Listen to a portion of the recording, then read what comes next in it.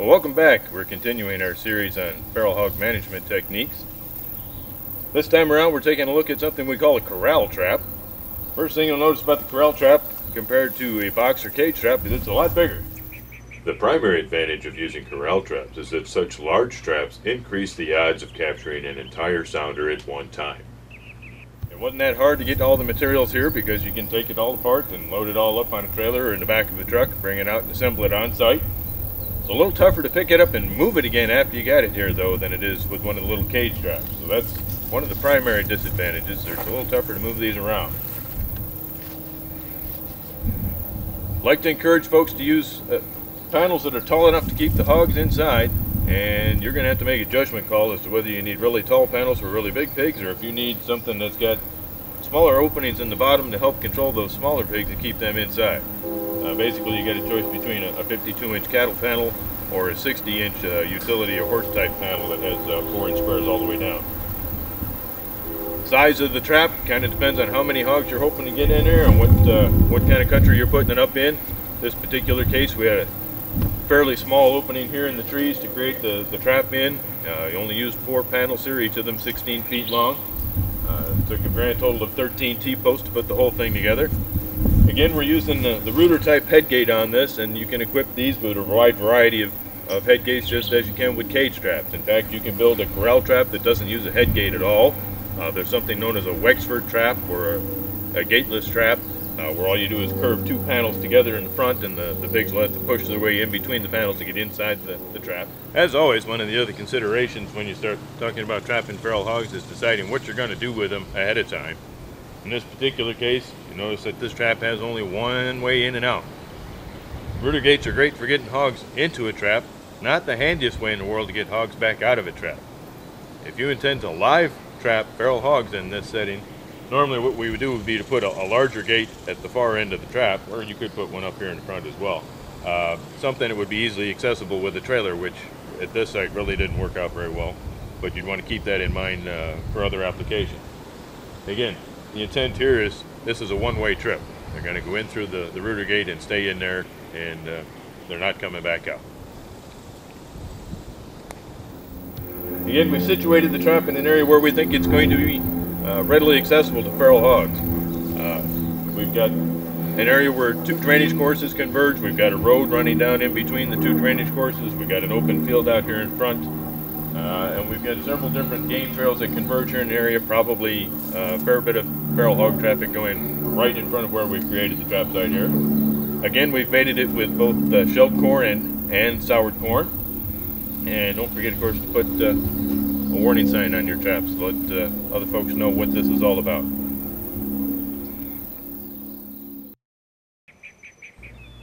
In the next segment, we'll take a look at just how we built this trap.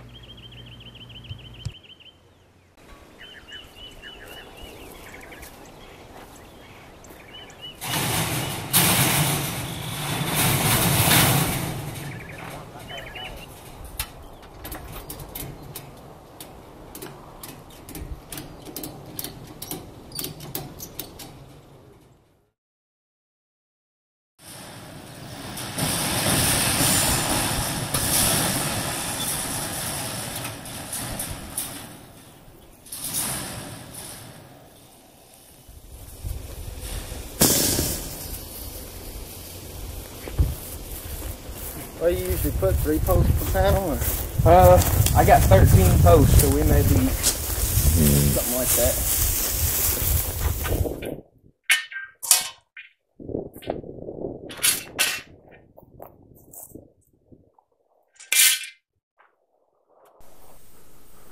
Put your head gate up right next to an existing game trail and secure it with 2 T-posts.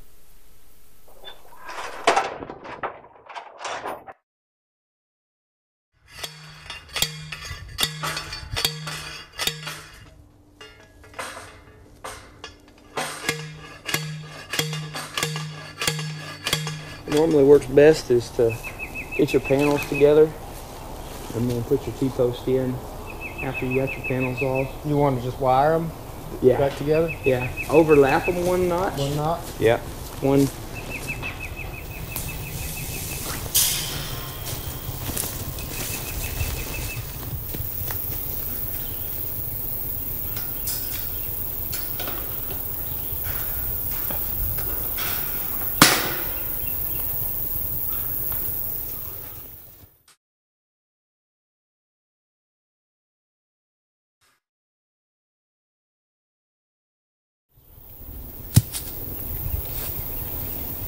Need some more wire? Yep, gonna need a little bit more.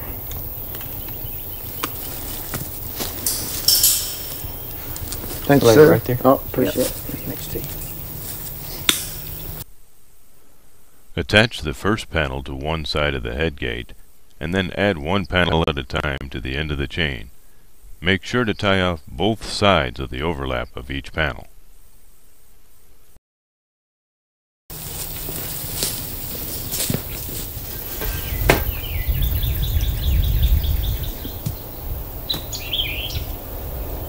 Now what I like to do is take the panel and tie it over here, and then make your shape how you want your shape.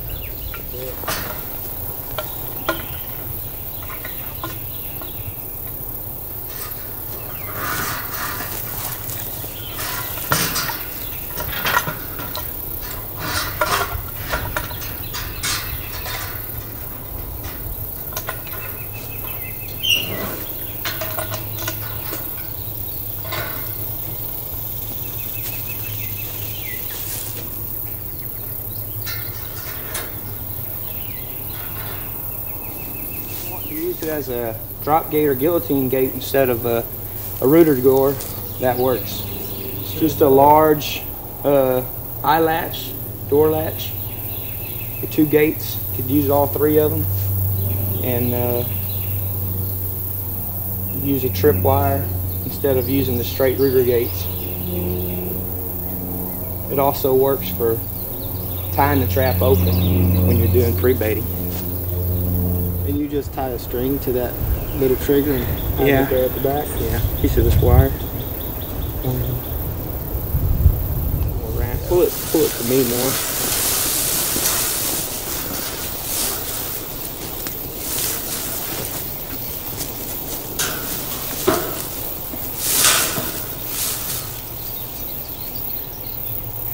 What do you think, Dr. Gallagher? I think it's a work of art. Panels can be attached to the T-posts using either fence clips or tie wire, though it's best to double the tie wire over if you're going to tie it off that way. Once the panels have been tied to the post can be driven farther into the ground to make sure there are no gaps underneath the panels.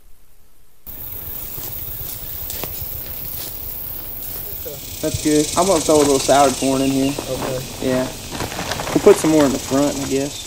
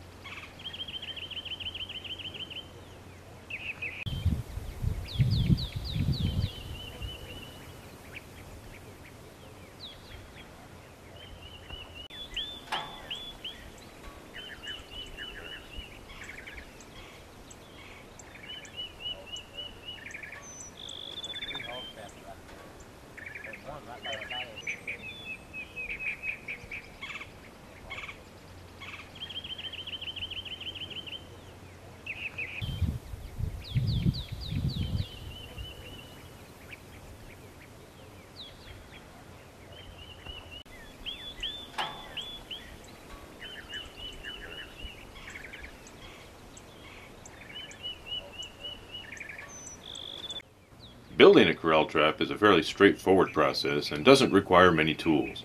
The primary advantage to using corral traps is that they can be made large enough to capture an entire sounder at one time. This is important since it means that none of the members of the group are left outside to get a free education about hog traps. While corral traps can be built in just about any shape you want, it is important to avoid having corners in the trap. Hogs can pile up in corners, allowing some individuals to spill out over the top and escape. While the use of soured baits and squeeze gates or rooter gates can help keep deer out of hog traps, corral traps also have the advantage of letting deer jump out on their own if they do become trapped inside. It is also possible to build smaller, less expensive corral traps with just a couple of panels and no head gate at all. The C trap and the 6 or 9 trap are examples of this type of trap. Pre-baiting is usually done with a spreader bar holding the squeeze gate open until the hogs get used to entering the trap.